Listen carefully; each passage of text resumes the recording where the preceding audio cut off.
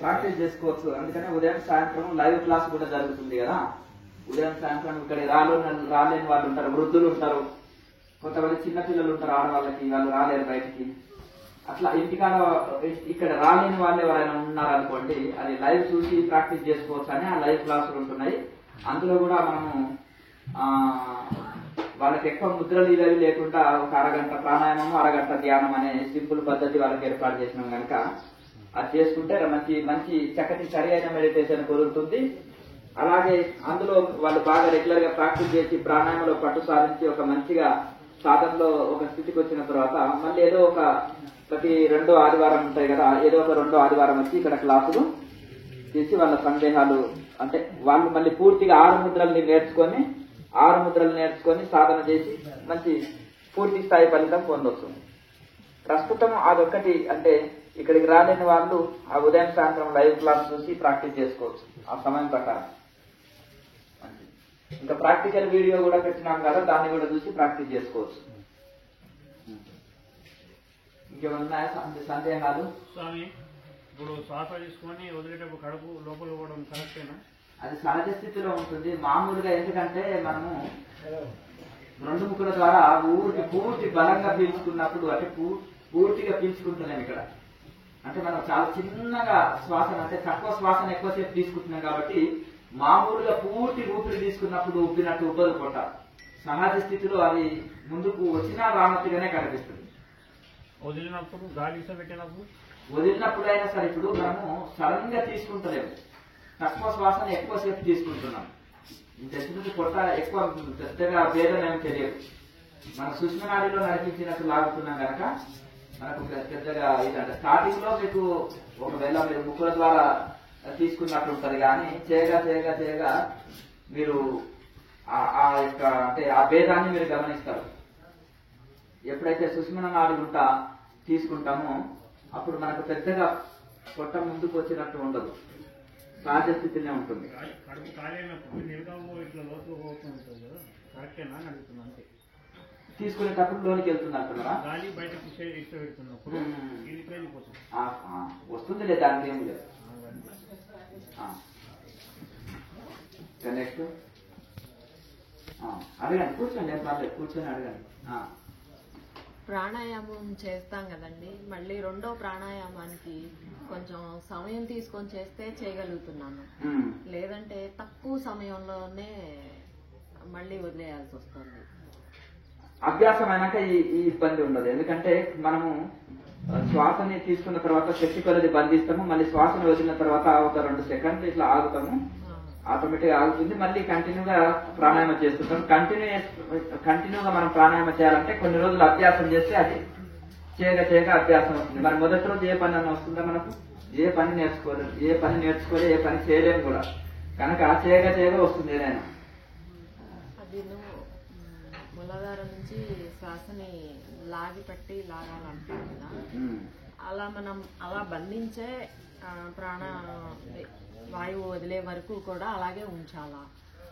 అదే కుంభకం చేయాలి, లోపల బంధించాలి. బంధించడం కాదండి, మూలాధారం నుంచి ఇట్లా లాగాలి అని చెప్తున్నాం కదా, మనం లాగుతాము, ఆ తర్వాత వదిలేయడం జరుగుతుంది. నాకు చివరి వరకు కూడా నాకు అట్లాగా లాగిపెట్టి ఉండట్లేదు. అంటే మీరు మొదటిసారి కదా ఇప్పుడు, ఇంకా చేయగా అభ్యాసం అవుతుంది.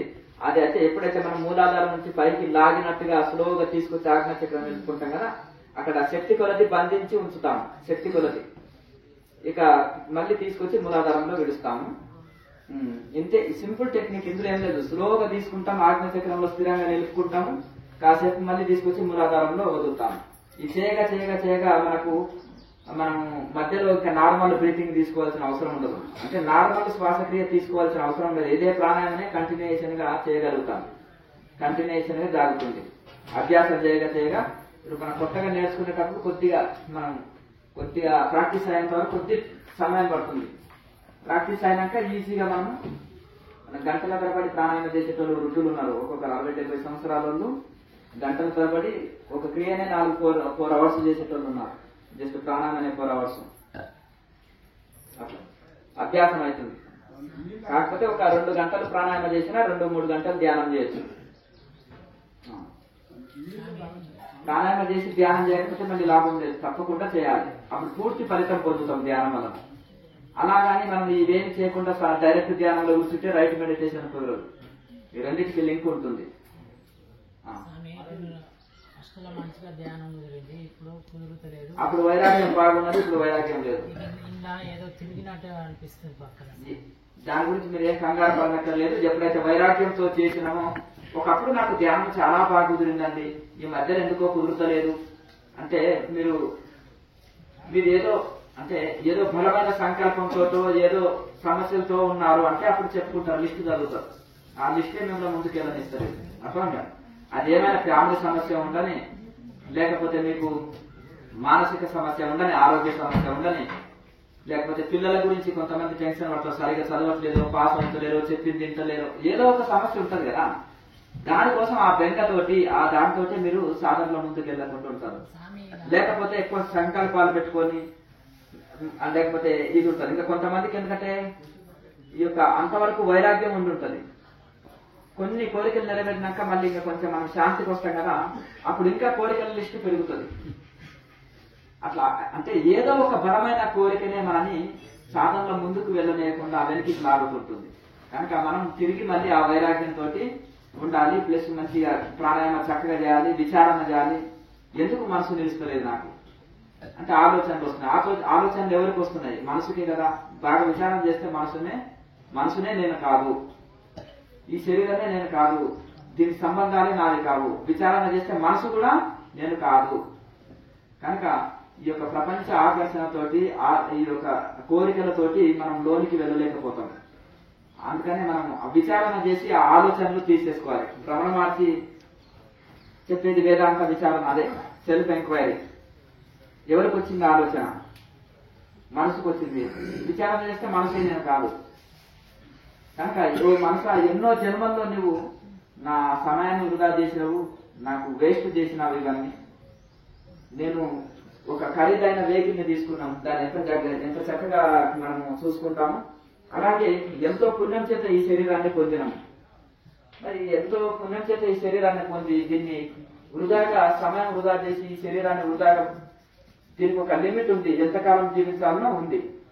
మరి దీన్ని వృధా చేసుకుంటే సాధనలో మనం ఏం సాధించక ముందే దేహం వదిలితే మనము ఎంతో పుణ్యం చేత పొందిన ఈ శరీరాన్ని మనం సద్వినియోగం చేసుకున్నట్టు కదా. ఒక మానవుడు ఒక్కడే సాధన చేయగలుగుతాడు, జీవరాశులు మిగతా జీవరాశులు చేయలేవు. ఎందుకంటే మనిషికి వివేకం ఉంది, వాటికి మనసు ఉంది, సుఖ దుఃఖాలు ఉన్నాయి. అది కూడా ఆనందం ఉంది, దుఃఖం ఉంది. సర్వ జీవరాశులకు మనసు ఉంది కనుక. వాటికి బుద్ధి లేదు. జీవరాశులకి మనసుకి బుద్ధి ఉంది కాబట్టి విచక్షణతోటి ఆలోచన చేసి మంచి చెడు తెలుసుకోగలుగుతారు, సాధన చేయగలుగుతారు, మోసం కోసం ప్రయత్నం చేయగలుగుతారు. మిగతా జీవరాశులకి బుద్ధి లేదు కదా. బుద్ధి లేదా, జంతువుగా పశువుగా అంటారు కదా. అంటే మనిషికి బుద్ధి లేనప్పుడు పశువుగా మారిపోతున్నాడు. కనుక మనిషికి బుద్ధి, వివేకము, విచారణ ఇవన్నీ చేయగలుగుతాడు. ఆ బుద్ధి ద్వారా విచారణతో చేయగలుగుతారు, వివేకంతో చేయగలుగుతారు. కనుక మనకు శాస్త్రాల్లో చాలా శాస్త్రీయత ఉంది, చాలా మనకు ఒక ఇది ఉంది. కనుక అది ఒక మానవుడికి ఒకరే తెలివైన వాడు. బ్రహ్మదేవుడు సృష్టి చేసిండు, అన్ని జీవరాశులను సృష్టించిండు, సాటిస్ఫాక్షన్ లేదు. మనిషిని సృష్టి చేసిండు, అన్నిటికీ మనసు పెట్టాడు. కానీ మనసు పెట్టాడు. మరి తర్వాత మనిషికి ఒకరికి బుద్ధి ఎక్స్ట్రా పెట్టి చూశాడు. ఓహో, ఈయన తెలివైన వాడు, తను తెలుసుకుంటాడు, తనను సృష్టించిన భగవంతుని తెలుసుకుంటాడు అని మనిషిని తయారు చేసిన తర్వాత బ్రహ్మదేవుడిగా సృష్టి ఆపేశాడు. ఓహో, నేను సక్సెస్ అయినాను, ఇంకా పర్వాలేదని. ఇప్పుడు సైంటిస్ట్ కనుకొని అది సక్సెస్ అయిన తర్వాత ఆగిపోతాడు. ఓహో, నేను అనుకున్న పాఠంలో వచ్చేసిందని.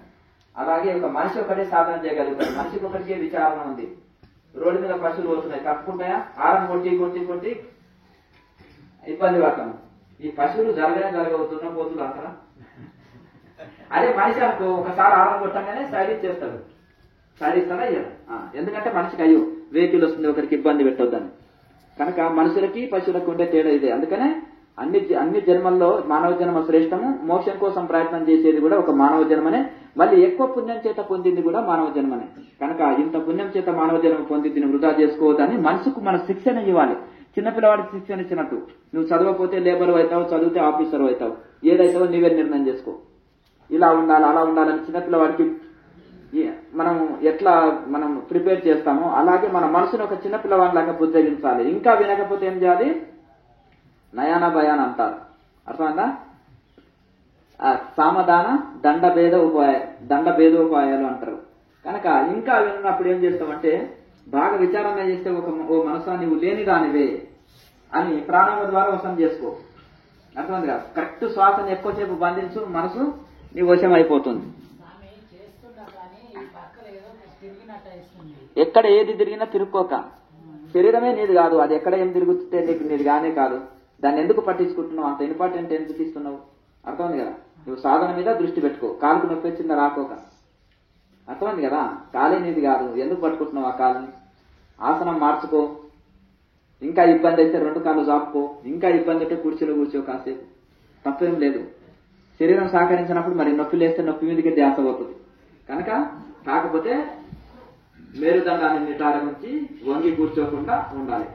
శరీరం సహకరించినట్టు ఇలా కూర్చుంటూ తర్వాత మనం అభ్యాసం చేయగా కిందనే గంటల తరబడి కూర్చునే శక్తి కలుగుతుంది. కొన్ని గంటల తరబడి, ఒక 5 నిమిషాలు కూర్చోలేని వాళ్ళు గంటల తరబడి కూర్చునే సామర్థ్యం పొందారు. ఎందుకంటే ఇది యోగా మెడిటేషన్ కనుక ఈ ప్రాణాయామం వలన నాడీ మండల శుద్ధి అవుతుంది, గంటల తరబడి కూర్చునే శక్తి కలుగుతుంది. ఒక ఆసనంలో అభ్యాసం చేస్తాం కాబట్టి చేయగా అది అభ్యాసం. కొంతమంది మీరు జన్మలో కింద కూర్చోకూడదు అని డాక్టర్స్ చెప్పారండి అని చెప్పిన వాళ్ళు కూడా మెల్లగా 5 నిమిషాలు ప్రాక్టీస్ చేయండి కింద. అలా పెంచుకుంటూ పోతుందంటే వాళ్ళు ఇప్పుడు 3-4 గంటలు పద్మాసనంలో సిద్ధాసనంలో కూర్చొని చేసేటోళ్ళు. మరి అలాగే భయపడి వాళ్ళు కింద కూర్చోకుండా ప్రాక్టీస్ చేయకపోతే అది వస్తుండేనా? నాకు వస్తలేదు పో, నేను ఏపీ దిద్దను, నా వల్ల కాదు పో అని ఏడుస్తాడు పిల్లవాడు. అవునా? తర్వాత ఒక ఇంజనీర్ డాక్టర్ అయిన తర్వాత చిన్నప్పుడు నేను ఇలా మారం చేసేవాడిని అంటే చిన్నప్పుడు వీడియో తీసి పెట్టండి వారికి. ఒక 30 years తర్వాత చూపించండి. అంతేనా కదా? చిన్నపిల్లలు ఇలా మారం చేస్తారు, ఏడుస్తారు, ఇది చేస్తారు, ఇది సహజమే అని నవ్వుకుంటారు. అంతేనా కదా? ఏదైనా సరే అత్త వంట చెప్పింది అనుకో, కోడలు సరిగా చేయలేదు అనుకో, మీ అమ్మ ఏం నేర్పింది? ఏం పని నేర్పలేదు, గాలికి పెరిగి వచ్చినవి అంటారు కదా. అన్నప్పుడు మా అత్తని ఒప్పించాలి, వంటలు బాగా నేర్చుకోవాలని ఆమె యూట్యూబ్ లో ఇక్కడో అక్కడ చూసి పక్క ఆవిడతోటో వంటలు నేర్చుకొని అత్తని ఒప్పిస్తుంది. స్టార్టింగ్ లో రాకపోతుంది కానీ ఇప్పుడు పర్వాలేదు అని కొన్ని రోజులకు మా కోడలు సూపర్ వంటలు అంటుంది. అవునా కదా? అత్త మెప్పు పొందుతుంది కోడలు. రాదనుకుంటే రాజే పని. ఏదైనా మొదటి రోజు ఏ పని రాదు, చేయగా వస్తుంది. అందుకని విచారణ, ధ్యానం, యోగం. కొంతమంది విచారమే చెప్తారు, కొంతమంది ధ్యానమే చెప్తారు, కొంతమంది యోగానే చెప్తారు. అన్ని కలిపితేనే క్రియాయోగం. తపస్వాధ్యాయ ఈశ్వర జ్ఞానాన్ని క్రియాయోగ. క్రియాయోగమే ది గ్రేట్ అని. ఎందుకంటే అంటే చాలా మంది అంటారు అలెగ్జాండర్ ది గ్రేట్ ఎందుకంటే వాడు మొండివాడు. అర్థమైంది కదా? సావనన్న వస్తా నేను గెలవాలని మొండివాడు. అర్థమైంది కదా? అందుకనే అంటే మొండితనము పట్టుదల ఉంది కాబట్టి మన భారతీయ చక్రవర్తుల కంటే గొప్పవాడు ఏం కాదు. అంత శక్తి సాంపత్యం, అంత తెలివైన యుద్ధం కూడా ఏం తెలియదు కానీ మొండితనంతో పేరు తెచ్చుకున్నాడు. పురుషోత్తం చేతుల్లో కూడా 10 సార్లు ఓడిపోయాడు. కనుక ఎందుకంటే మెయిన్ ఏంటంటే మనము ఈ యొక్క ఇందులో ఒక శాస్త్రీయత ఉంది ప్రతి ఒక్కటి. కనుక ప్రాణాయామ చేసినప్పుడు మనకు ఆరోగ్య సమస్యలు పోతాయి, మనసు వశంలో అవుతుంది, ఈ శరీరంలో ఉండే బ్లాక్స్ క్లీన్ అవుతాయి, ఈ ప్రాణశక్తి అందించబడుతుంది. ఎక్కడెక్కడ నొప్పి వస్తుందో అక్కడ ప్రాణశక్తి సరిగా అందట్లేదు. ఈ ప్రాణాయామం వలన అక్కడ ప్రాణశక్తి చక్కగా అందించబడి మొదలే చక్కగా ఆరోగ్యం లభిస్తుంది, చక్కటి ఆరోగ్యం లభిస్తుంది. గంటల తరబడి ఒకే ఆసనంలో కూర్చోనగలుగుతాం, ఆసన సిద్ధి కలుగుతుంది. కొంతమంది 20-30 సంవత్సరాలు ధ్యానం చేసి కూడా ఒక ఆసనంలో కూర్చొనే సామర్థ్యం వాళ్ళకి లేదు. ఎందుకు లేదంటే వాళ్ళు ఒక ఆసనాన్ని ప్రాక్టీస్ చేయలేదు. వాళ్ళకు నేర్పిన వాళ్ళు కూడా పర్టికులర్ గా ఈ ఒక ఆసనం వేసుకొని కూర్చోవాలని చెప్పలే. వాళ్ళకి సరి అయిన శిక్షణ ఇవ్వలే. వీళ్ళకి శిక్షణనే సరిగా లేనప్పుడు ఇంకా ప్రయత్నం ఉండదు కదా. శిక్షణ ఉండనుకోండి, కాలు నొప్పి వచ్చో ఏదో కూర్చొని ఇలా ప్రాక్టీస్ చేసి ఇలా చేస్తాడు. ఆ గురువే కుర్చీలో కూర్చొని ధ్యానం నేర్పాడనుకో, ఇక శిష్యుడు కూర్చుంటాడా కింద? గురువు గారు చెప్పింది చాలా ఈజీ పద్ధతి ఉంది అనుకుంటాడు, కూర్చుంటాడు. అవునా? కనుక ఆ విధంగా మనం ఎలా నేర్పితే యథా గురు తథా శిష్య, యథా రాజా తథా ప్రజ. రాజు నిండా దాగి పండుకున్నాడు అనుకో, ప్రజలు కూడా నిండా దాగి పడుకుంటారు. అంతేనా కదా? ఏదైనా తాగుబోతు రాజున్నాడు అనుకో, వైన్ షాప్లకు పోతే ప్రజలంతా తాగుబోతులుగా తయారవుతారు. అర్థం కదా? ఒక నీతి మంత్రుడు ఉన్నాడు అనుకో, యూపీ ఉంది, యూపీలో అందరూ తాగుడు మానేశారు. కొద్దిమంది తాగుబోతులు ఉన్నారు. ఎందుకంటే ఒక సన్యాసి పాలన ఉంది అక్కడ. అర్థం కదా? అవునా? రౌడీలు ఒక్కరు లేరు, సిలిండర్ అయిపోయాడు. అవునా? కొన్ని వందల మంది 1000 మంది రౌడీ షీటర్స్, డాన్స్, పెద్ద పెద్ద తోపులు. అర్థమైంది కదా? ఏం బుల్డోజర్ రెడీగా ఉంది, ఆస్తులు మొత్తం ధ్వంసం అయిపోతాయి. అర్థమంటా? అది ఒక సన్యాసికి సామాన్యుడికి పాలనకు రూల్స్ స్ట్రిక్ట్ ఉంటాయి. అక్కడ పాలించేది టైగర్, దాన్ని ఎవరు తట్టుకోలేరు. అర్థమైంది కదా? ఆశ లేదు, మోహం లేదు, తన వల్లనే బంధం లేదు. అర్థమైందా? సిలిండర్ అవుతావా తస్తావా, ఒకటే 2 ఆప్షన్స్. కానీ సావంటే ఎవరికైనా భయం, సిలిండర్ అయిపోవాలి. కనుక అలాగే రూల్స్ కరెక్ట్ గా మనం ఒక సిద్ధాంతం మీద ఉండాలి. ఆ సిద్ధాంతం లేనిది లాభం లేదు. కనుక సాధనలో కూడా మనసు వశం అయితే, మనసు కూడా ఒక పెద్ద టెర్రరిస్ట్ అనుకో, ఒక శత్రువు అనుకో. ఎప్పుడు మనసు వశం కాని శత్రువు. ఒక మనసు కోరికలతో ఉండే మనసు, భోగ కోరికలు ఉండే మనసు, అది ఒక శత్రువు లాంటిది.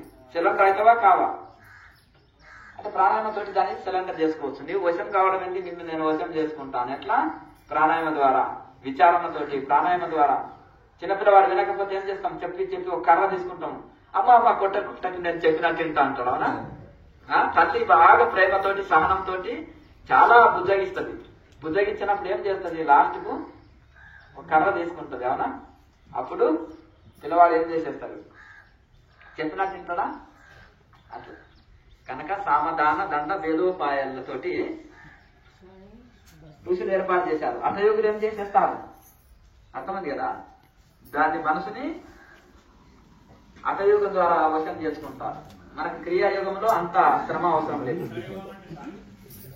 ఆసనాల ద్వారా, కఠోర ప్రాణాయామాల ద్వారా, కఠోర ముద్రల ద్వారా, కఠోర బంధన క్రియల ద్వారా. అర్థమైందా? అంత శ్రమ అవసరం లేదు. ఇక్కడ తెలివిగా వశం చేసుకుంటున్నాం. అర్థమైందా? ఇక్కడ మనసుని సింపుల్ టెక్నిక్ల ద్వారా, ప్రాణాయామ ద్వారా, విచారణ ద్వారా, శరణాగతి ద్వారా వశం చేసుకుంటున్నాం. సరే, సంతోషం. మంచిది. అందరికి టిఫిన్ రెడీ ఉంది, చేసేవాళ్ళు చేసి వెళ్ళండి. సంతోషం. మంచిది, సంతోషం. మంచిది. అంటే ఒక చల్లదనము వచ్చినప్పుడు ఆటోమేటిక్ వస్తే దాంట్లో ఏం సంబంధం లేదు, దాని ఇబ్బంది ఏం లేదు. అంటే శరీరంలో హీట్ ఉన్నప్పుడు, వేడి ఉన్నప్పుడు కళ్ళు ఎర్రబడతాయి. మీరు దానికి ఏం కంగారు పడవలసిన అవసరం లేదు. హీట్ ఉన్నప్పుడు నాలుగని బాగా కోల్డ్ పెట్టుకొని మన సాధన చేయండి. ఒకవేళ వేడి అనిపిస్తే నిమ్మరసము, లేకపోతే మజ్జిగను, లేకపోతే వాటర్ ఇటువంటివి తీసుకుంటే శరీరంలో హీట్ పెరగదు. మంచిది. వెళ్ళేవారు సేపు టిఫిన్ చేసి వెళ్ళండి. తాగొచ్చు, ఏం ఇబ్బంది తాగొచ్చు.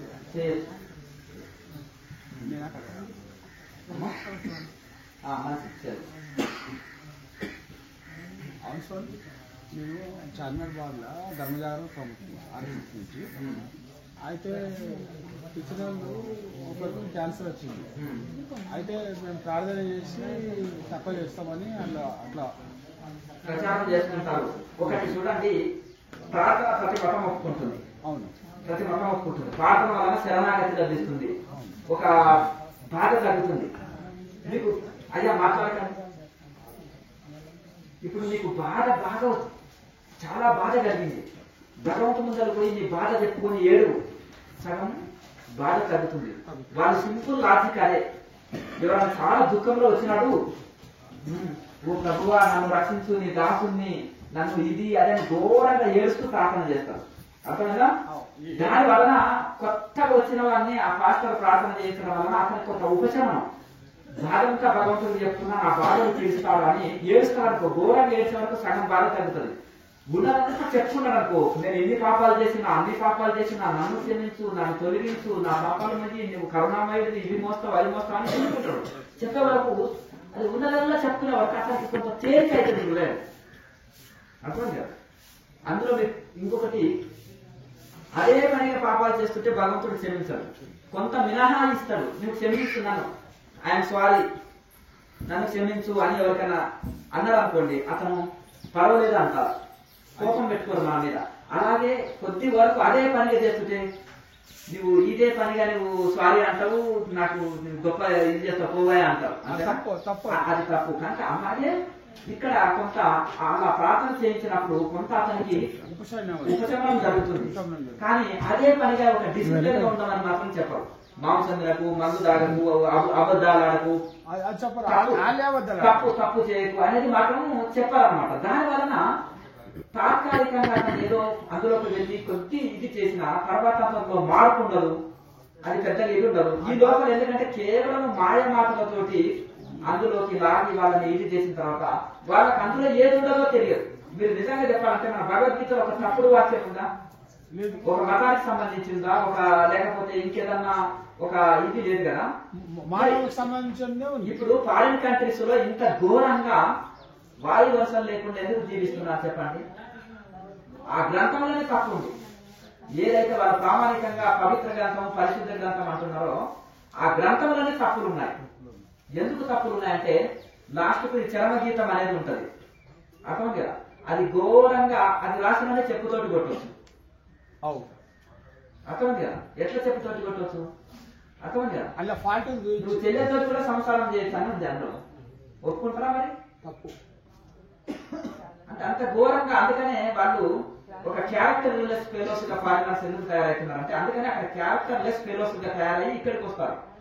మీ ఇండియా గ్రేటు, మీ వైద్యము గ్రేటు, ఆయుర్వేదము నేచురల్ గా మూలికల ద్వారా ఆటల ద్వారా తయారైతుంది కనుక ఇది పవిత్రమైంది, ఇది చాలా మంచిది, సైంటిఫిక్ గా ఉంటుంది అని. మా వైద్యం కెమిస్ట్రీ మీద ఆధారపడి ఉంటుంది కానీ సైడ్ ఎఫెక్ట్లు వస్తాయి, మీ దాంట్లో సైడ్ ఎఫెక్ట్ ఉండదు అంటారు. అలాగే మీరు తీసుకునే భోజనము ఓషధులు, మనం అందులో వేసేది ఉంటుంది, జీలకర్ర, వాము, అల్లము, ఇవన్నీ రకరకాలుగా వేసి మంచి రోగ నిరోధక శక్తి పెంచేటివి. ఇప్పుడు మన కరోనా వచ్చినప్పుడు కూడా కొన్ని కషాయాలు తాగిపోయే ఇది ఉంది కనుక ఇటువంటిది ఒక సైంటిఫిక్ గా మనం చేసుకునే భోజనం కూడా ఒక ఔషధం లాగా ఉంటుంది. మన జీవన విధానం కూడా మాట్లాడుతూ మన డిసిప్లిన్, మన క్రమశిక్షణ, మన వాల్యూస్, మన అతిథులకు ఇచ్చే మర్యాద, మన గౌరవము, ఇక్కడ మన ఫ్యామిలీ వ్యవస్థ, మనం దేవుడికి ఇచ్చే రెస్పెక్ట్. వాడు ఆదివారం వచ్చిందంటే చర్చిల్నే ఒక యాపను కోస్తాడు, పందులను కోస్తాడు, అందరినీ కోసి వైన్ బాటిల్ ఆనే తెచ్చుకుంటారు, వైన్ కోస్తారు. చూడండి, కొత్తగా మత మార్పిడి చేసినప్పుడు వాడిని పిలుస్తారు, పిలిచి అందరికీ వైన్ కోస్తారండి. అక్కడే వైన్ కోస్తారు, అక్కడే మాంసం భోజనం పెడతారు, అక్కడే ఇది చేస్తారు. పని పడితే రూములు కూడా ఇస్తారు, విచారం చేసుకుని ఎవడెవరితో ఉండాలని. ఎంత ఘోరం అంటే ఒక దగ్గర ఇక్కడ అమెరికన్ మాతాజీ అని ఆమె వచ్చింది. నువ్వెందుకు చర్చికి వెళ్ళవు అని నేనంటే, నేను ఉడిపిలో వెళ్ళిన కృష్ణుడి దేవాలయం చాలా ఫేమస్. అక్కడికి వెళ్తే ఒక పాస్టర్ అంటే ఫుల్ పార్టీలు కొట్టాడంటే 20 డెబిట్ కార్డ్స్ ఉన్నాయంట. అంటే వాని దృష్టి అంతా కూడా డబ్బు మీద 20 డెబిట్ కార్డ్స్ వాడు తాగినప్పుడు సోరినప్పుడు కింద పడతాయి కదా, పడితే అందులో వెతుకుంటున్నాడు. నేను ఇదంతా నేను కట్టించాను, ఫండ్స్ తీసుకొచ్చి ఇది అది అంటున్నాడు. మరి వాడు పోయి ఏమి శిక్షణ ఇస్తారు అక్కడ? నిండుగా ఫుల్ బాటిల్ కొట్టి సోలుతూ పోయారు. ఆదివారం నాడు పోయి ఏం బోధ చేస్తారు? మీరు ఆవుని పూజిస్తారు, వాళ్ళు ఆవుని తిండ్రి, అర్థమైంది కదా. ఫారినర్స్ అంతా ఆవులు, గొర్రెలు, మేక ఏది వదలరు, బర్రెలు, పందులు ఏది వదలరు. అది తిని నిండుగా మాంసం తిని మందు కొట్టి నువ్వేం ప్రార్థన చేస్తావు? ఇప్పుడు ముస్లిమ్స్ ఉన్నారు, పాపము ప్రార్థన చేసి వచ్చినాక తింటారు. వీళ్ళలో కొద్దిగా ఒక పద్ధతిగా అనిపిస్తుంది. ఇక్కడ చూడండి, మాంసం తిని మందు కొట్టి పోరు వాళ్ళు, ప్రార్థన చేసి వచ్చేసి నమాజ్కి వెళ్ళొచ్చి ఇంటికి వచ్చి తింటారు. ఈ విధవలు ఏం చేస్తారంటే ఫుల్ మందు కొట్టి మాంసం తినే వెళ్ళిపోతారు. ఒకటి ఎందుకంటే మనము తాగినప్పుడు తిన్నప్పుడు గుడికి వెళ్ళాము, ఎవరైనా ఉన్నప్పుడు అనుకోండి నేను బాగలేనయా అంటారు, అంటే నేను రాను ఇప్పుడు అంటారు. అంటే దేవుడికి ఇచ్చే రెస్పెక్ట్ ఇక్కడ, అర్థమైందా? మనము దేవుడికి ఇచ్చే రెస్పెక్ట్ ఒకటి. అంటే మనిషి తాగినప్పుడు తిన్నప్పుడు పోడు, వాడు తాగి తినే వెళ్తాడు. అది పవిత్రమైన స్థలము, పరిశుద్ధమైన స్థలము. పరిశుద్ధ గ్రంథాల్లో మరి ఎట్లా ఉన్నాయి చూడండి. అంటే ప్రతి గ్రంథాల్లో చేర్చబడ్డది, నేను ఇది ఒప్పుకుంటాను. కొన్ని హైందవ ధర్మాల్లో కూడా కొన్ని చేర్చబడ్డాయి. తప్పే, ఎందులో తప్పు ఉన్నా తప్పే. ఇక్కడ బ్రాహ్మణుడు తప్పు చేసినా, అక్కడ పాస్టర్ తప్పు చేసినా తప్పే. కానీ కొన్ని ఇప్పుడు మన మనస్మృతిలో మాత్రం ఎన్ని చేర్చబడ్డాయి? ఘోరంగా చేర్చబడ్డాయి. మరి దాన్ని కూడా అందుకని అంబేద్కర్ గారు తగలబెట్టారు. ఒక దయానంద సరస్వతి వారు ఒక సత్యార్థ ప్రకాశం అనే ఒక గ్రంథం రాశాడు. ఆ గ్రంథం రాస్తే ప్రతి ఒక్కరు బాగుపడతారు ఆ గ్రంథం చదివితే. అంటే కల్పిత శ్లోకాలు ఎలా కల్పించబడ్డాయి. ప్రతి మత గ్రంథంలో కొత్త నిబంధనలని విపరీతంగా చేర్చబడ్డాయి. విపరీతంగా చేర్చి అన్య మతస్థులని వాళ్ళని ఒక శత్రువులాగా చూడడం, అలాగే ఇంకా రకరకాల సోదరత్వం లేకుండా నీ మతం వాడిని ప్రేమించు, నీ మతం వానికి మేలు చేయి, ఇతరులు ఉంటే చంపే అని అట్లా చేర్చడం జరిగింది చాలా వాటిలలో. కాకపోతే ప్రతి మత గ్రంథాల్లో ఉండే ఏవైతే ఉన్నావో చేర్చబడ్డావో అవన్నిటిని ఖండించి ఆయన మరి సత్యార్థ ప్రకాశం అనే గ్రంథంలో ప్రతి గ్రంథాల్లో ఉండే లోపాలను ఎత్తి చూపెట్టి వేదం అంటే ఒక మతం కాదు, అది జీవన విధానం, ఒక ధర్మము, అందులో ఎక్కడ భేదభావం లేదు కనుక ఆ యొక్క వేద ధర్మమే కరెక్ట్ అంటారు. ఆనాడు పూజారులు కూడా ఈ పురాణాలు సపరేట్ గా కొన్ని రాసుకొని ఈ శాంతులని కల్పితాలు పెట్టారు చాలా. ప్రతి దానికి మనిషికి శాంతి శాంతి శాంతి, వాడికి పెళ్లి కాకుండా శాంతి, పిల్లలు కాకుండా శాంతి, ఈ శాంతులను చేర్చి వల్ల బ్రాహ్మణుడికి అన్ని దానాలు ఇవ్వాలి. అదే మలయాళ స్వామి అన్నాడు, ఒక ఋషి దానం పుచ్చుకోనికి అర్హుడు, ఒక ఋషి దానం పుచ్చుకోనికి అర్హుడు. తిరిగి ఆయన స్వార్థపరుడు కాదు కాబట్టి సమాజానికే వినియోగిస్తాడు అని అది మలయాళ స్వామి చెప్పిన సిద్ధాంతం అన్నమాట. కనుక ఒక బ్రాహ్మణత్వం ఎప్పుడు పొందుతున్నాడు, వేదం చదివితే విప్రుడు అవుతున్నాడు, బ్రహ్మజ్ఞానంతో బ్రాహ్మణుడు అవుతున్నాడు. తులాదారుడు వైశ్యుడు బ్రాహ్మణత్వం పొందలేదా, విశ్వామిత్రుడు బ్రాహ్మణత్వం పొందలేదా, పొందాడు కదా. ఎందుకు ఒక క్షత్రియుడు రాసిన గాయత్రిని జపం చేస్తున్నారు కదా అందరూ. మరి ఇప్పుడు క్షత్రియుడు గారు రాసింది ఐశ్వర్య మరి కనుక అంటే అది ఒక డిగ్రీ లాంటిది అనుకోండి బ్రాహ్మణత్వం అనేది. ఆ డిగ్రీ ఎవరైనా పొందొచ్చు కదా. ఒక డాక్టరు, ఇంజనీరు, కలెక్టరు ఈ మతం వాడి కులం వాడి కావాలని ఉందా? అలాగే మరి మధుమాంసాలు తినకుండా మంచి సాధన చేసి బ్రహ్మాండంగా అద్భుతమైన ఋషులుగా ఉన్నారు ఇతర మతాల్లో కూడా. మేము వేద పండితులము, మేము బ్రాహ్మణులం, విరవేయటోళ్ళంతా కూడా బార్లలో సాయంత్రం పోయిందంటే పుల్లు తాగి ఇంటికి వెళ్ళేటోళ్ళు ఉన్నారు. ఒకరు డిఎన్ఏ టెస్ట్ మీద నేను మధుమాంసాలు తీసుకొని వ్యభిచారం చేయను, దొంగతనం ఇవన్నీ ఏమి చేయను, నేను పవిత్రులను ఒక డిఎన్ఏ టెస్ట్ లో నేను నిలిచి చూపెట్టమని చెప్పండి. మరి ఎందుకు ఇవన్నీ? కనుక ఈ విధంగా మనము బ్రహ్మజ్ఞానము పొందినప్పుడే బ్రాహ్మణత్వం సిద్ధిస్తుంది. వేదం చదివితే విప్రుడు అనబడతాడు. ఆ వేదంలో కూడా ఈ కర్మకాండాలు ఏవి లేవు, అర్థమైంది, ఏవి లేవు. కానీ అనవసరంగా ఈ కర్మకాండాలు చేర్చడం వలన ఆనాడు స్వామి దయానంద సరస్వతికి కాశీలో ఒక లారీలో డైమండ్స్ ఆపరిచారు బ్రాహ్మణులు. ఎందుకంటే నువ్వు ఏమైనా తీసుకో, ఎందుకంటే అడ్డగోలుగా గోదానము, భూదానము, సువర్ణ దానం అని తీసుకుంటారు కదా. అంటే విపరీతంగా బంగారాన్ని దానం పుచ్చుకున్నారు. లారీలు బంగారము, డైమండ్స్, ఇవి అది ఉన్నాయి వాళ్ళ దగ్గర. విపరీతమైన భోగాలు అనుభవిస్తూ ఉన్నారు. ఇప్పుడు వాళ్ళ పొట్టగొట్టినట్టు అవుతుంది కదా. నువ్వు ఎంతైనా తీసుకో కానీ మాది ఖండించదు. అప్పుడు ఆయన ఇండియన్ టైగర్ అనేవాళ్ళు ఆంగ్లేయులు. మీకు చేతనైతే ఆయనని గెలవండి, దయానంద సరస్వతిని గెలవండి, అప్పుడు మీ సిద్ధాంతం ఒప్పుకుంటాం అనేది అర్థమైంది కదా. అప్పుడు ఆయన 4 వేదాలని హిందీలో ట్రాన్స్లేషన్ చేసి సత్యార్థ ప్రకాశం రాసి చాలా తెలివైన వాళ్ళుగా తయారు చేశారు మనకి. కనుక ఇప్పుడు ఇది కూడా ఎలా అయిపోయిందంటే మనిషికి ఒక సంస్కార హీనులుగా తయారైపోయారు. ఎదుటి దోపిడి మీదనే దృష్టి పెట్టేశారు. 100% కనుక ఎందులో తప్పున్నా తప్పే, ఒప్పే. స్వామి రాజయోగం అంటే ప్రాణాయామం. అన్ని యోగాల్లో ప్రాణాయామం అనేది రాజు లాంటిది కాబట్టి దాన్ని రాజయోగం అంటారు. రాజయోగం అనే ఒక పుస్తకం రాశారు ఎవరు? మన వివేకానంద స్వామి రాశారు. అలాగే స్వాత్మరామ యోగీంద్రుల వారు అటయోగ, రాజయోగ, మంత్రయోగ, లయయోగం అని 4 యోగాల గురించి అటయోగ ప్రదీపంలో పొందుపరిచి ఈ యొక్క రాజయోగం అనేది చేర్చినప్పుడు అన్ని యోగాల్లో రాజు అంటే ది గ్రేట్, గొప్పవాడు అని అర్థం. అలాగే మరి అన్ని యోగాల కొద్దీ ఈ ప్రాణాయామం అనేది గొప్పది. ఎందుకు ప్రాణాయామం గొప్పది అంటే ఆసనాలు శరీరానికి కొంచెం రిలాక్స్ ఇస్తాయి. అదే ప్రాణాయామం మనసు వశంలో చేస్తుంది, మనసుకు శాంతి ప్రసాదిస్తుంది, మనసు ధ్యానంలో లయం చేస్తుంది ప్రాణాయామం. కనుక అన్ని యోగాల్లో ప్రాణాయామం అనేది రాజు లాంటిది. కనుక దాన్ని రాజయోగము అన్నాం. కనుక ఈ యొక్క ప్రాణాయామం అంటే రాజయోగం. చాలా మంది ఏంటంటే సంసార జీవితంలో ఉంటే దాన్ని కూడా రాజయోగం అని కొందరు అంటారు. అది ఒకటి ఏంటంటే ఒక రకంగా చెప్పాలంటే అది చెడని మార్గం, పతనం కాని మార్గం. అన్ని అనుభవిస్తాడు జీవితంలో కాబట్టి ఇక పతనం కావడానికి అవకాశం లేదు.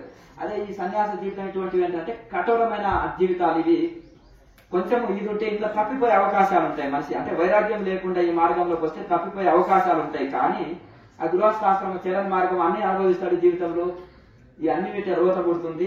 మెల్లగా చీమలాగా అంటే కాశీ వెళ్ళాలంటే చీమ లేటుగా వెళ్ళొచ్చు, కానీ మెల్లగా వెళ్ళినా కొంచెం లేటుగా వెళ్ళినా ఇది అపాయం లేని మార్గం. ఫ్లైట్ కింద పడ్డాం అనుకో ముక్కలైపోతుంది. అదే నడుచుకుంటూ పోయినాం అనుకో హాని లేదుగా. ట్రైన్ బస్సులు ఇవన్నీ యాక్సిడెంట్లు జరగచ్చు, కానీ నడుచుకుంటూ పోయేది లేటుగా పోయినా అపాయం లేని మార్గం. మిగతాది ఏంటంటే సన్యాస మార్గం ఫ్లైట్ లాంటిది. అటువంటి ఇవన్నీ కొంచెం అపాయంతో కూడుకున్నవి. సరిగా వెళ్తేనే గమ్యం చేర్చుకుంటాం. అట్లా కరెక్ట్ గా ఇంద్రియ నిగ్రహం ఉండి, కరెక్ట్ గా ఉండి, వైరాగ్యం ఉండి, శరణాగతి ఉండి, మంచి సాధన చేసుకుంటూ వెళ్తేనే అపాయం లేదు. కనుక ఈ విధంగా దాన్ని గృహస్థాశ్రమాన్ని కూడా కొంతమంది అంటే గృహస్థాశ్రమంలో ఉంటూ మళ్ళీ ఇటు ఆధ్యాత్మిక జీవితం గడిపే వాళ్ళని రాజయోగులు అనేది బహిరార్థం. ఇది అంతరార్థం ఏంటంటే అన్ని యోగాల్లో ప్రాణాయామం అనేది రాజు లాంటిది కాబట్టి ప్రాణాయామాన్ని రాజయోగం అంటారు. అన్ని యోగాల్లో ఈ యోగము ప్రాణాయామ అనేది రాజయోగం. నెక్స్ట్ సాంఖ్యయోగం అంటే సాంఖ్యయోగం అందులోనే ఉంటుంది కదా. సాంఖ్య విచారణ. సాంఖ్యయోగం అంటే జ్ఞానయోగం అనవచ్చు. సాంఖ్యయోగం అంటే ఇది కాదు ఇది కాదు అనేది తీసేస్తుంది. కన్నును కాదు, చెవును కాదు, ముక్కును కాదు అంటే ఇవన్నీ తీస్తూ అంటే 5 కర్మేంద్రియాలు, 5 జ్ఞానేంద్రియాలు, ఇవి 10 ఇట్లా ఈ విధంగా పంచ తన్మాత్రలు, పంచభూతాలు ఇవన్నీ కూడా 24 తత్వాన్ని లెక్క వేసుకొని ఈ 24 తత్వాలు కూడా నేను కాదని ఒక్కొక్కటి తీసి చివరిదైన 25వ తత్వంలో నిలవడమే సాంఖ్యయోగానికి ఒక అర్థం. ఎందుకంటే ఈ విచారణ డివైడ్ చేస్తూ దేని ఇది కాదు ఇది కాదు ఇది కాదు అని అన్ని తీసేస్తూ చివరికి ఆత్మస్వరూపంలో నిలవడమే సాంఖ్యయోగానికి యొక్క అర్థం.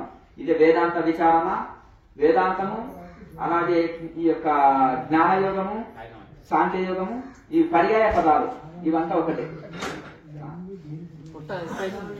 దానికి ఏమన్నా పొట్ట పెరుగుతుంది, దానికి ఏమన్నా విశేషంగా ఏదన్నా మీరు అల్లముని కూరల్లో బాగా వేసుకోండి, కొత్తిమీర బాగా వేసుకోండి. అలాగే ఈ యొక్క ధనియాల పొడి కూరల్లో బాగా వేసుకోవాలి. అలాగే అల్లం బాగా వేయాలి. వాము ఉంటది కదా, ఆ ఓమని ఈ యొక్క కూరల్లో బాగా వేసుకోవాలి. జీలకర్రని చాలా ఎక్కువ వేసుకోవాలి.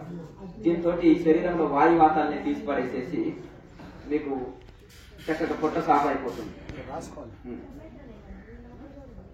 నెక్స్ట్ కఫం తగ్గాలంటే ఇదే. ఇప్పుడు బాగా ప్రతి కూరల్లో కూడా అల్లం బాగా వేసుకోవాలి, జీలకర్ర వేసుకోవాలి, వామ వేసుకోవాలి, అలాగే మన మిరియాలు పొడి వేసుకోవాలి. వాతం పోయేటివి అన్ని చేస్తే వాతం కొట్టేస్తే ఇవన్నీ కఫం కొట్టేస్తుంది. ఉదయం లేవగానే అల్లముని బెల్లముని పేస్ట్ చేసుకొని తినేసేయండి, కఫం కొట్టి పడేస్తుంది. సొంటి మిరియాల పిప్పలు కషాయం తాగండి, అది కూడా కొట్టేస్తుంది, కఫం కొట్టేస్తుంది. మీరు చల్ల నీళ్లు తాగొద్దు, గోరువెచ్చని నీళ్ళే తాగాలి. ఎప్పుడు తాగినా సరే నీళ్ళని కాంచి ఒక దగ్గర పెట్టుకొని గోరువెచ్చని నీళ్లు తాగితే కఫం అస్సలు ఉండదు. చాలా మందికి కఫం అంటారు. ఆ కఫం గోరువెచ్చని నీళ్లు తాగితే ఉండదు, అస్సలు ఉండదు. చల్ల నీళ్లు తాగొద్దు, ఫ్రిడ్జ్ నీళ్లు మీరు జన్మలో తాగకూడదు. ఎవరికైతే సైనస్ ప్రాబ్లం ఉందో, ఎవరికైతే కఫం ఉందో, ఎవరికైతే ఇవన్నీ ఉన్నాయో, గ్యాస్ ట్రబుల్ ఉందో, వీళ్ళంతా కూడా ఏం చేయాలి? కఫము గాని సైనస్ గాని గ్యాస్ ట్రబుల్ ఉన్న వాళ్ళు గోరువెచ్చని నీళ్ళే తాగాలి, జీవితాంతం గోరువెచ్చని నీళ్ళే తాగాలి. ఇక వీళ్ళకి ఈ సమస్యలు ఉండవు. నెక్స్ట్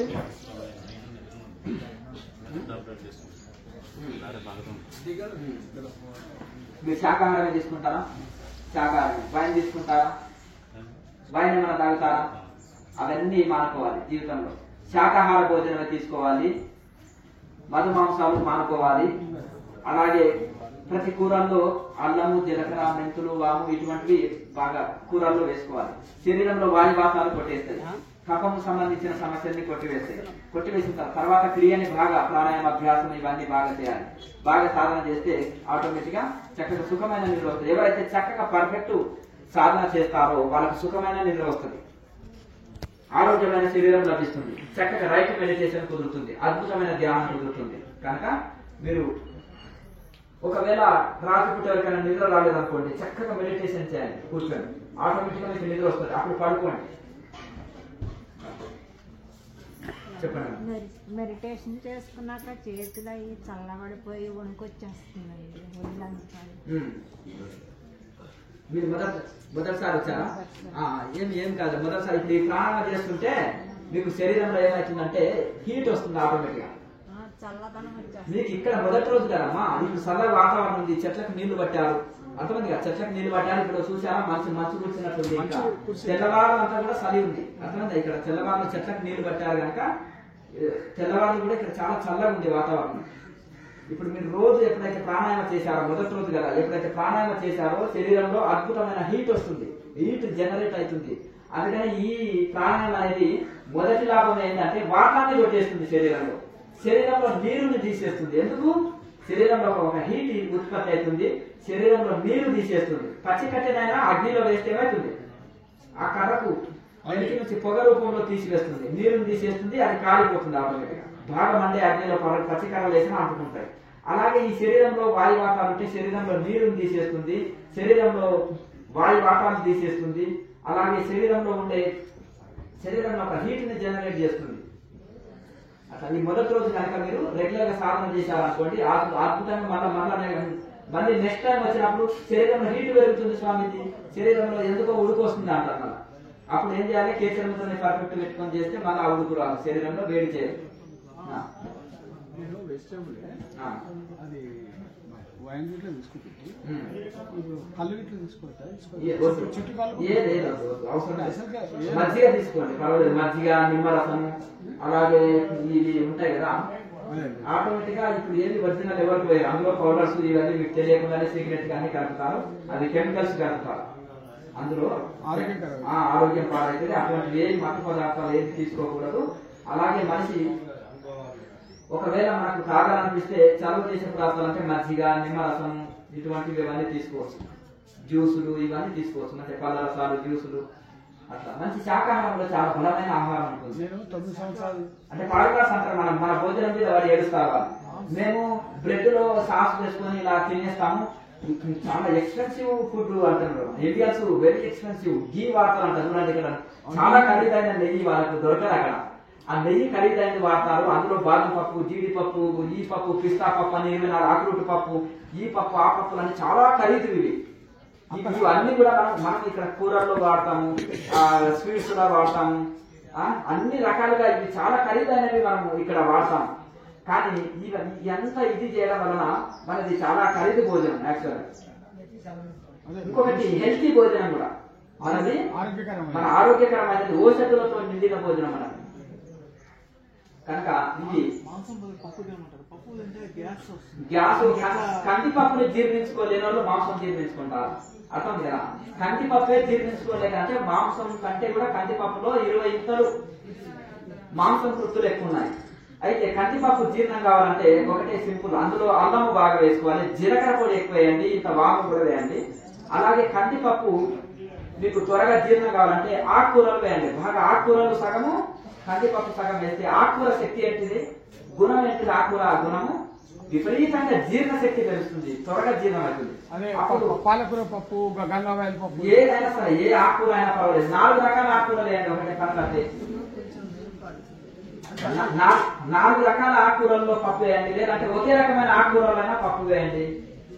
ఆకుకూర పప్పు చేస్తే గ్యాస్ ట్రబుల్ మలబద్ధకం రాదు, జీర్ణశక్తి పెరుగుతుంది, కందిపప్పు గ్యాస్ పట్టుకోరాదు. లేదంటే కూరగాయలు కూడా వేయండి. పప్పు ఉంటే ఆ పప్పు సోరకాయ కానీ, సోరకాయ, దోసకాయ, కీర దోసకాయ, క్యారెట్ ఇటువంటిది చేశారనుకో, అప్పుడు విపరీతమైన జీర్ణశక్తి వేయచ్చు. సాంబార్లో వేరా అని, సాంబార్లో ఏం చేస్తారు, సోరకాయ, దోసకాయ, క్యారెట్ ఇవన్నీ వేస్తారు కదా, ఇవి వేసారనుకో ఆ పప్పులో, పప్పు జీర్ణశక్తి పెంచుతుంది. కనుక కందిపప్పు చాలా మంది ఏం చేస్తారంటే ముద్దపప్పు అని డైరెక్ట్ కందిపప్పు వండుకొని తిని గ్యాస్ పట్టిందంట, అలా చేయకూడదు. కందిపప్పు ఎవరికైతే జీర్ణం కాదో వాళ్ళు ఆకుకూరలన్నా వేయండి, కూరగాయలన్నా వేసుకోండి కందిపప్పు. అప్పుడు మీకు అంటే గ్యాస్ ట్రబుల్ రాదు, జీర్ణశక్తి పెరుగుతుంది. పప్పు ఒకటే కాకుండా 190 రకాల పప్పులు ఉన్నాయి, ఎన్నో రకాల పప్పులు ఉన్నాయి. ఇంకా ఎక్కువ విటమిన్స్ అందాలంటే ఇప్పుడు చాలా రకాలు ఉన్నాయి. మీరు మన శనగపప్పు, బెబ్బరి పప్పు, కందిపప్పు, పెసరపప్పు, మినపప్పు, రకరకాల పప్పులు ఉంటాయి. అలాగే మీరు డైరెక్ట్ గుడిని కూడా వండుకోవచ్చు, పెసర్లు కానీ, బెబ్బర్లు కానీ, అలచందనాలు, అవి మన మినుములు, ఇవన్నీ కూడా డైరెక్ట్ అవి నీళ్ళలో కలిగి పప్పులో కానీ, కూరల్లో కానీ, కూరగాయల్లో కానీ వేసుకోవచ్చు. డైరెక్ట్ వేసి మీరు కుక్కర్లో అయితే 5-6 విజిల్లు పెట్టారనుకో అద్భుతమైన రుచి వస్తుంది. అందులో నువ్వుల పొడి, పల్లి పొడి, అలాగే ఇంకా రకరకాలుగా ఉంటాయి. అవును స్వామి, ఇప్పుడు కుక్కర్లు అల్యూమినియం అది వాడద్దంటారు కదా, మట్టి పాత్రలో వండుకుంటే ఇంకా చాలా వండుకుంటే ఇంకా మంచిది. అట్లా ఈ విధంగా ఇది చేశారనుకోండి, అప్పుడు విపరీతమైన విటమిన్స్ అందుతాయి, రుచికి రుచి వస్తుంది. అట్లా వండుకుంటే ఇంకా మంచిది కదా. పాత పద్ధతిలో వండుకుంటే ఇంకా ఆరోగ్యకరమైన విషయం.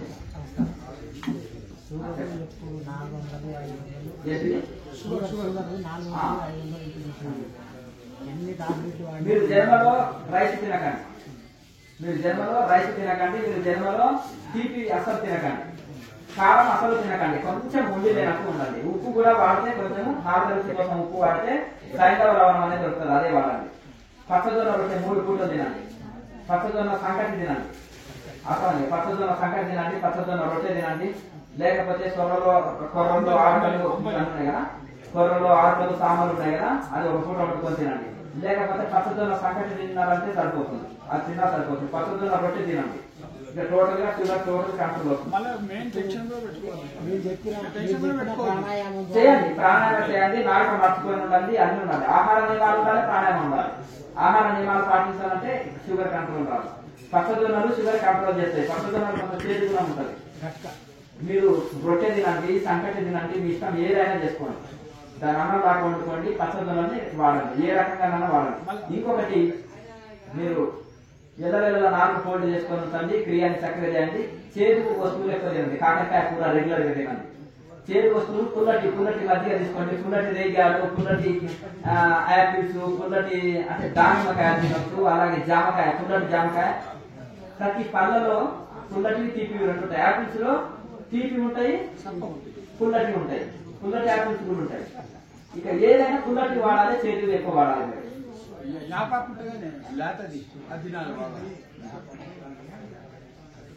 మీరు ఆ యొక్క గోమూత్రము, గోవు పేడలు వేసి పిండిన తర్వాత దాని రసాన్ని పసుపులో కలిపి పెట్టండి, సరిపోతుంది.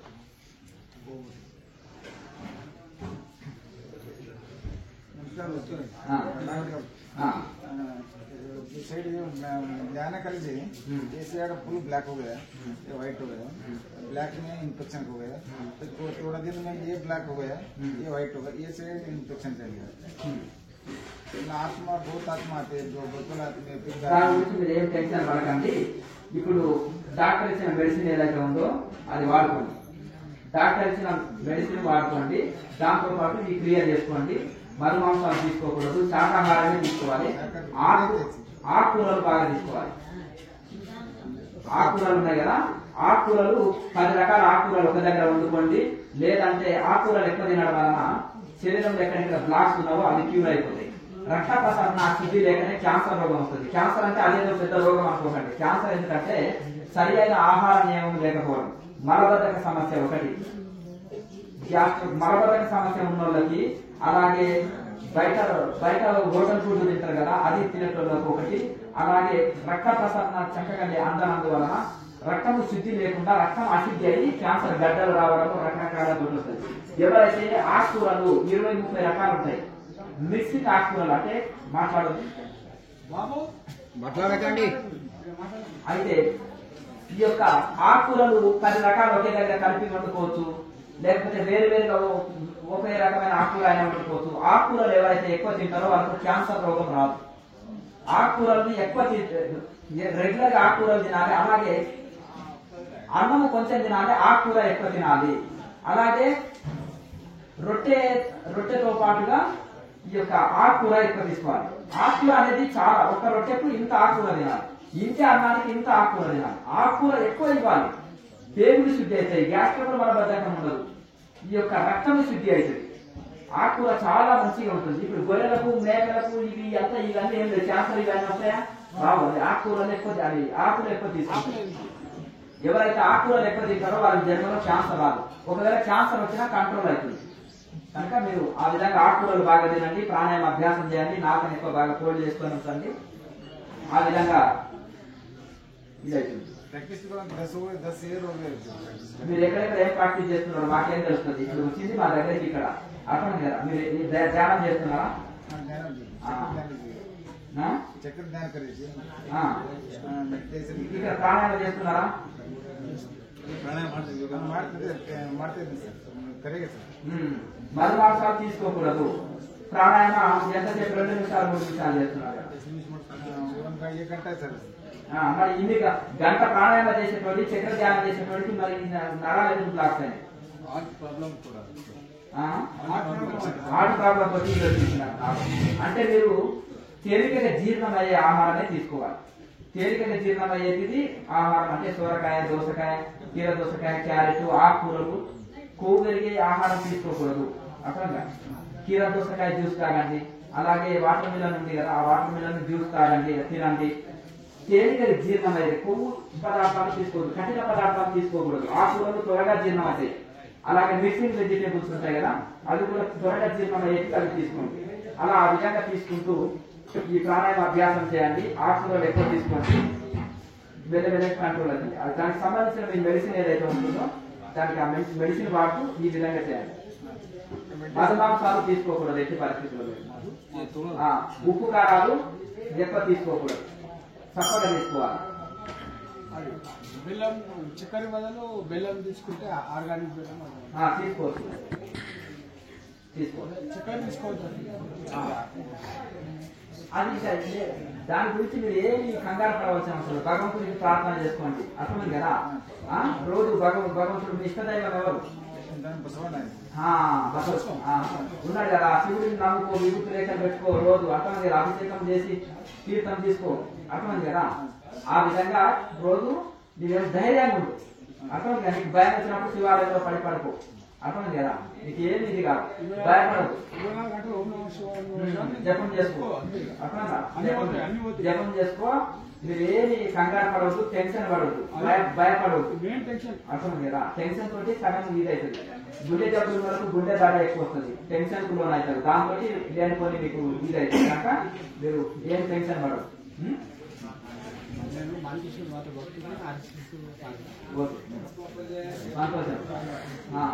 స్వామి ఇది స్నానం చేసినాక చేస్తా ఇప్పుడే దీనికి తడిమడి లేదా కాలకృత్యాలు తీసుకోవడానికి కూర్చోవచ్చు. ముఖం కడుకొని కాలకృత్యాలు తీసుకోవచ్చు. ఓపిక ఉంటే స్నానం చేసి చేయి, దానికి ఏమి ఇబ్బంది లేదు. ఉదయం లేవగానే కాలకృత్యాలు తీసుకొని వచ్చి సాధన చేయొచ్చు. స్నానం తర్వాత అయినా చేయొచ్చు, ఇబ్బంది లేదు.